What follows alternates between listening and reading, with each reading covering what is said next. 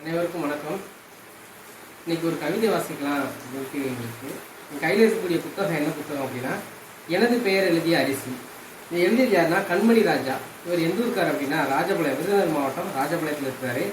இவர் இது வரைக்கும் 2 நூல்கள் எழுதியிருக்கிறாரு. ஒன்று லட்சுமி குட்டி, அடுத்து கவிதையாவது கழுதையாவது அப்படின்னு எழுதியிருக்காரு. இந்த 3வது நூல் தான் எனது பெயர் எழுதிய அரிசி அப்படின்னு சொல்லி எழுதியிருக்காரு. லட்சுமி குட்டி அப்படிங்கிற அது ஒரு கவிதை தொகுப்பு தான். அதுல இருந்து சிறந்த கவிதைகளை எடுத்து இந்த புத்தகத்தில் எழுதியிருக்கிறாரு. இவர் எங்கன்னா ராஜபாளையத்தில் இருக்கக்கூடிய ஒரு மெல்லில் வேலை பார்த்தா அதில் உங்களுக்கு ஒரு சில கவிதைகளை வாசிக்கலாம் அப்படின்ட்டு இருக்கிறேன். லட்சுமி குட்டிக்கு புரியவே இல்லை. பால்கார தாத்தா வந்திருக்காங்க, கேபிள்கார அண்ணன் வந்திருக்காங்க, கீரைக்கார பாட்டி வந்திருக்காங்க என்ற போதெல்லாம் ஒன்றுமே சொல்லாத அம்மா, உப்பக்கார மாமா வந்திருக்காங்க என்ற போது ஏன் அம்பையும் வில்லையும் அவர்களிடமே எரிந்து விட்டு வா, ஏகலை வா, கணினியை இயக்க கட்டை விரல் தேவையில்லை. அடுத்து ஒரு காதல் கவிதை எழுதியிருக்கிறாரு.